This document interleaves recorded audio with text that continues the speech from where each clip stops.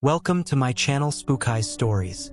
Have you ever walked through a place so empty, yet felt like it's watching you? Kentucky is full of abandoned towns and old mining camps that seem frozen in time, holding secrets no one talks about. I've walked their cracked streets, touched their cold walls, and felt the weight of lives that once thrived here. Today, I'm taking you inside the creepiest abandoned places you can still visit, and trust me, some of their stories will stay with you forever. If you enjoy exploring creepy and mysterious places like these, make sure to hit that like button and subscribe so you don't miss any of my upcoming adventures. One Blue Heron Mining Town, McCreary County, Kentucky. I visited Blue Heron Mining Town on a cold November morning, the kind of morning where the air feels heavier than usual. The moment I stepped off the small platform near the river, I felt something I can't fully explain, like the place had been waiting for someone to listen. The fog moved slowly across the abandoned wooden structures, and every sound echoed longer than it should have. It didn't feel like a tourist spot. It felt like a memory that refused to fade. I walked toward the reconstructed mining buildings, and the old conveyor belts creaked slightly in the wind. For a second, it felt like the past was trying to recreate itself. I kept imagining miners walking past me. Tired faces, dusty clothes, metal lunch pails hitting their legs as they moved. I don't know why, but I kept thinking about how many men must have worked here, how many never returned home after accidents inside those tunnels. The sound that stayed with me the most was the river, kept hitting the rocks in a slow, steady rhythm, almost like breathing. I remember standing near the tipple, looking down at the dark water below.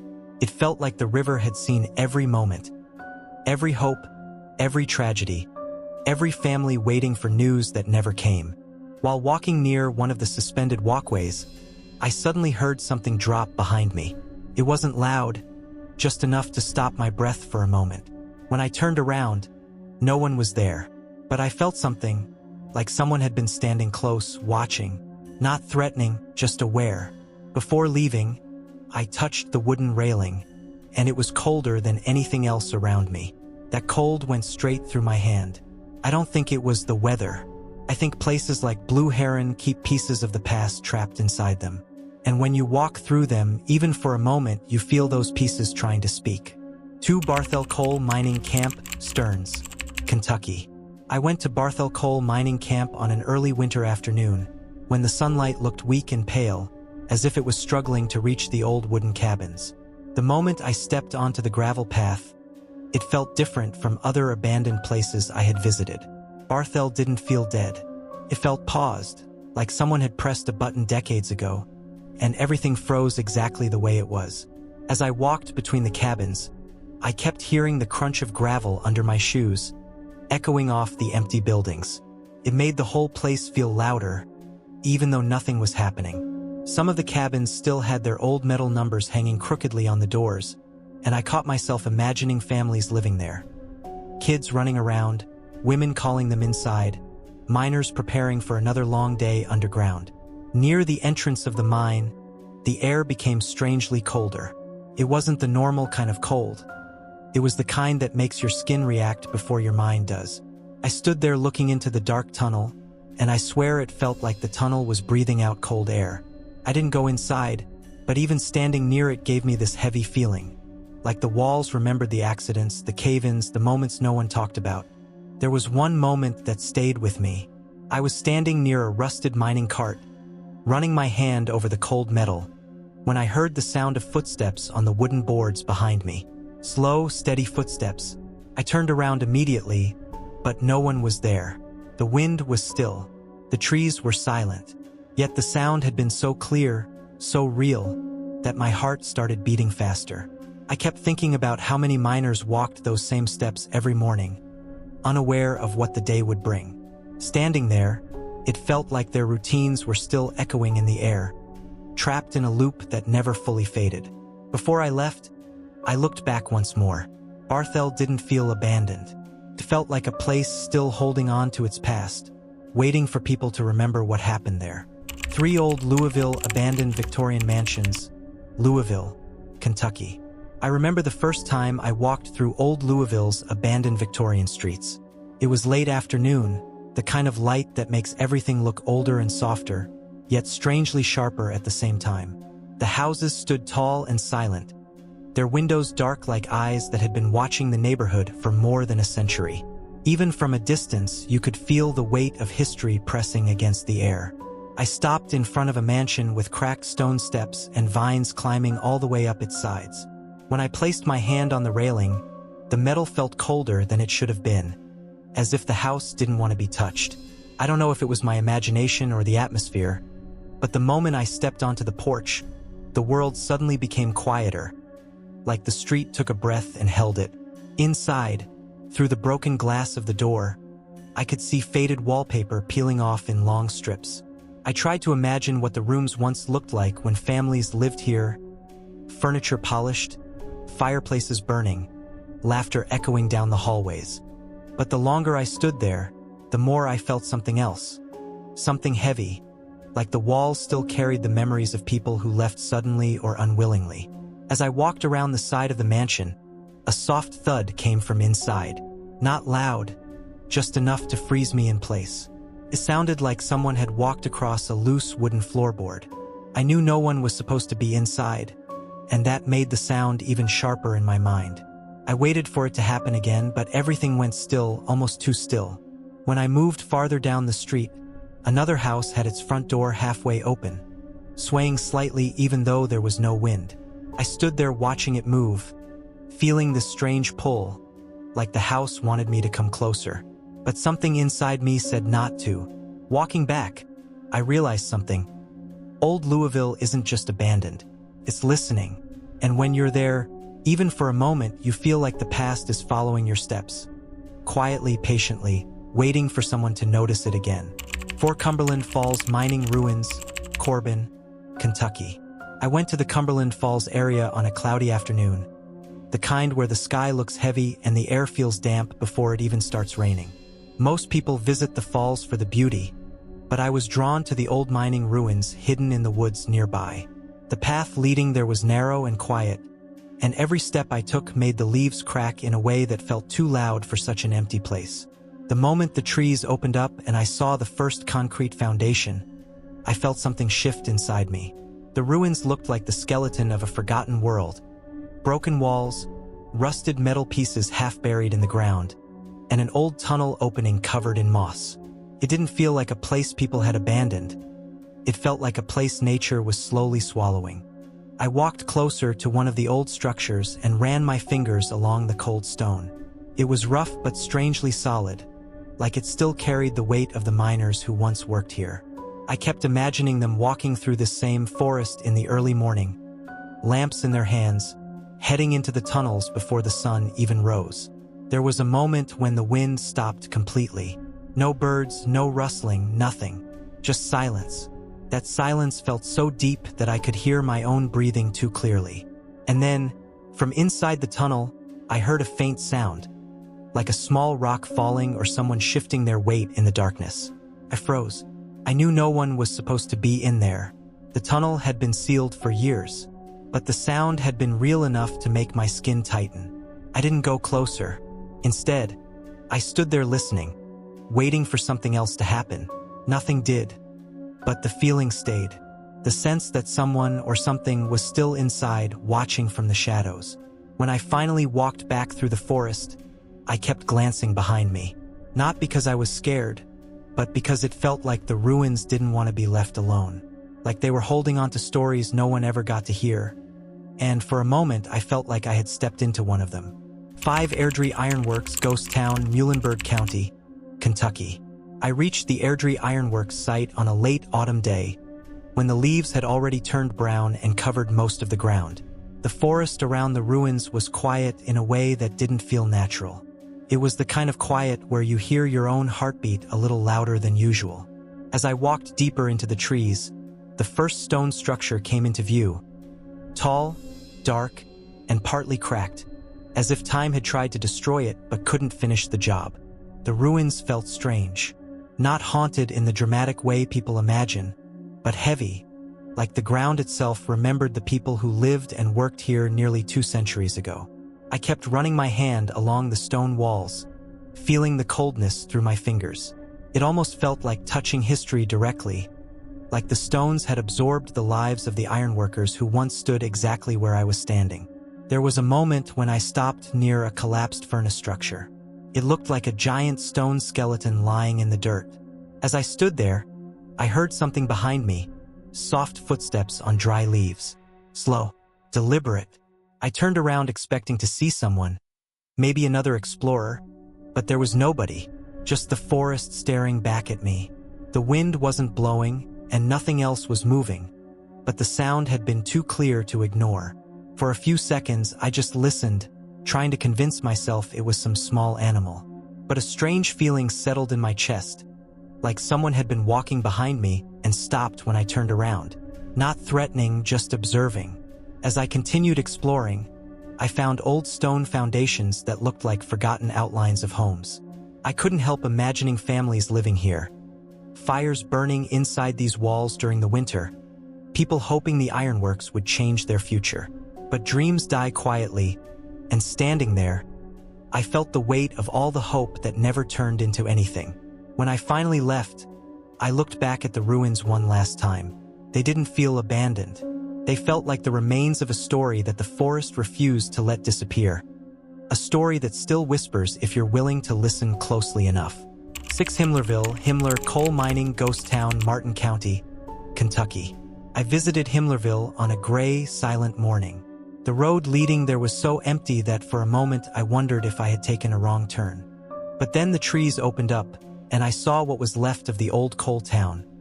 Scattered foundations, pieces of broken stone, and traces of streets that no longer had names. It felt like walking into a forgotten chapter of someone's life. The air had this strange stillness, as if the whole valley was holding its breath. I walked slowly across what used to be the main settlement area. The ground was uneven, covered with patches of grass and small rocks where homes once stood. I tried to imagine the place alive. Children running between the houses, miners heading to work in the early morning, families trying to build a future here before the flood destroyed everything.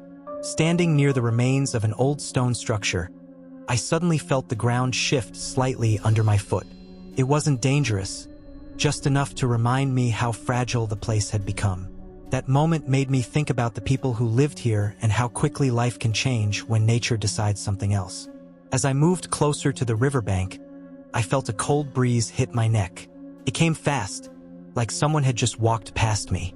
I turned around, but nothing moved. The trees were still, and the silence returned just as quickly as the breeze left.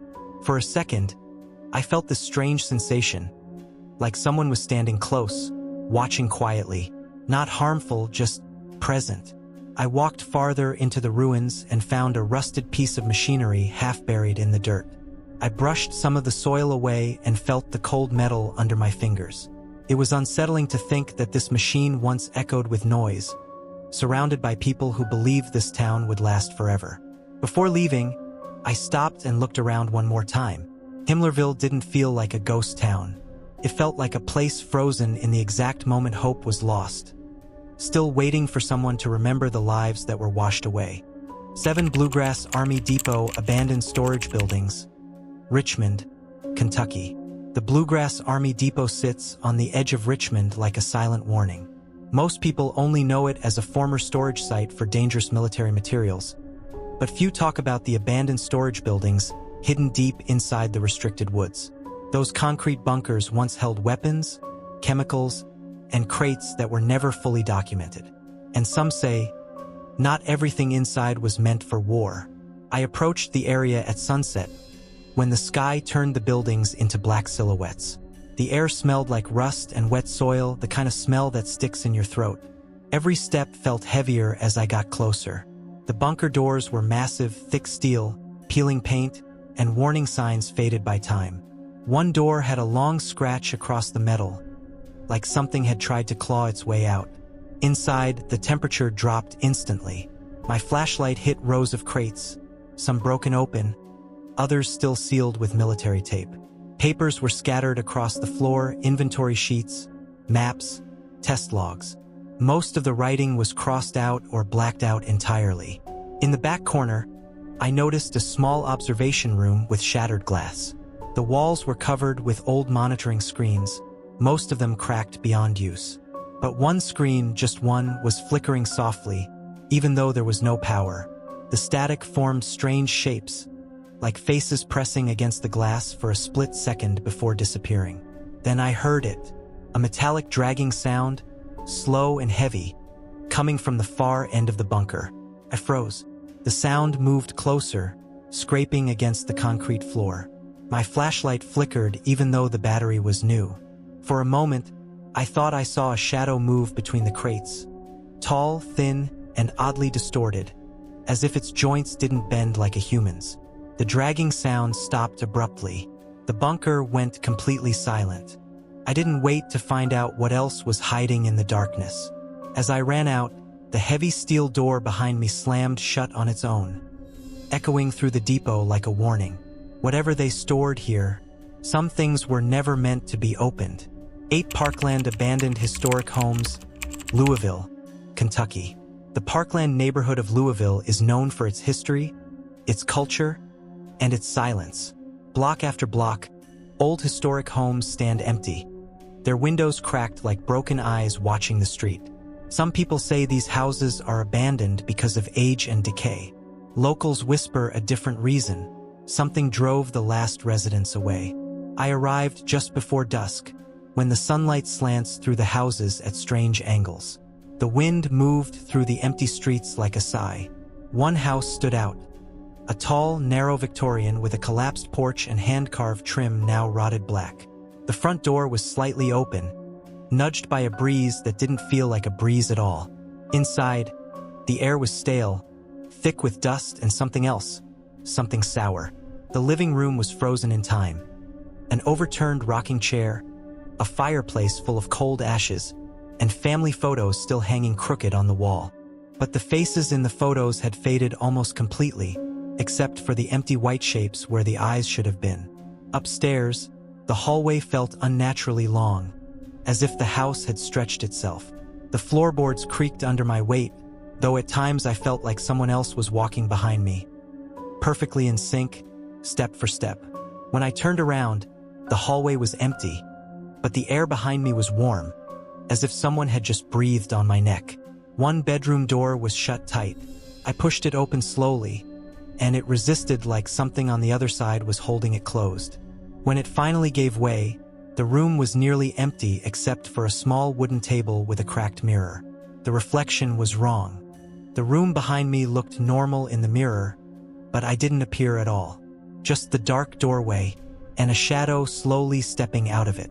The house groaned suddenly, louder than before, as if reacting to me. Doors slammed down the hallway one by one, like a countdown. I didn't wait for the last door to close. As I ran outside, the front door gently swung shut behind me. Quiet, deliberate, almost polite, like the house was saying, "You're lucky. Most who enter don't leave alone." 9 Packard Coal Mining Ghost Town, Whitley County, Kentucky. Packard isn't on most maps anymore. If you drive deep into Whitley County and follow the old mining road past the tree line, you'll find what's left of it. Rusted metal, broken signs, and a silence so heavy it feels alive. I went there on a gray afternoon, the kind where the sky hangs low and the air smells like wet earth. I didn't expect anything supernatural. I just wanted to see a forgotten piece of Kentucky history. But the moment I stepped out of my car, I felt like I'd interrupted something. The first thing I noticed was the old conveyor tower, half collapsed, leaning to one side like a wounded animal. Every few minutes, it groaned loudly, even though the wind was barely moving. I walked toward the row of miners' cabins, the ones people say were abandoned overnight after a series of accidents no one fully explained. Most of the cabins were empty, but one still had a curtain hanging in the window, torn and fluttering like someone had just brushed past it. Inside, the air was cold enough to sting my nose. A metal lunch pail sat in the corner, dented, still filled with crumbled coal dust. A pair of boots were lined neatly by the door, their laces tied, as if waiting for someone to step into them. I reached out to touch one, and the floorboard under me popped. Not the sharp crack of old wood, but the slow, deliberate creak of weight shifting. It didn't come from my foot. Outside, the mine entrance yawned open like a black mouth. I swear I heard something coming from inside, 3 rhythmic knocks, spaced out like a signal. Not random, not wind, a message. I backed away slowly, but the air behind me shifted, almost like someone was walking past my shoulder and heading toward the entrance. That's when I heard a man's voice, soft, low, almost tired, say, "Shift's not over." I didn't look back. I ran until my lungs burned. Even from the road, I could still see that curtain moving, like someone inside was watching me leave. 10 Bells Mines, Ghost Town, Crittenden County, Kentucky. Bells Mines is the kind of place you only find if you're truly looking for it. Hidden behind miles of narrow country roads and thick forest, it sits quietly along the Ohio River, an old mining settlement swallowed by vines, brush, and time. I went there just before dusk, hoping to catch the last bit of daylight, but the woods made everything feel darker than it should have been. There was no phone signal, no houses nearby, just the constant distant rush of the river. As I walked deeper in, I found the remains of the old company store, its brick walls still standing but the roof long caved in. A large metal scale was lying on its side, rusted but still heavy-looking, like it refused to give up its place. Something about the silence around it felt unnatural, as if the whole town was holding its breath. A narrow trail led me to the foundation of the old church. Only the stone steps remained, and when I stood on them, an odd wave of sadness hit me, sharp, sudden, like it didn't belong to me. People say the miners and their families abandoned this place fast, almost overnight, after a series of unexplained collapses underground. As I stepped off the last stone, I heard footsteps behind me on the leaves. Not animal footsteps, human, slow, measured. I turned around, but the trail was empty. The leaves were still moving, though, like someone had just walked through them. A few minutes later, I reached the old mine entrance. It was mostly filled in, but there was a narrow gap you could still see through. Inside was nothing but heavy blackness, until a faint glimmer appeared, the shape of a lantern swinging gently, even though there was no breeze. The glow moved deeper into the mine, almost inviting me. Then I heard it, the scrape of metal on rock, followed by a low, strained cough. I felt the ground vibrate under my boots, almost like something shifting beneath the surface.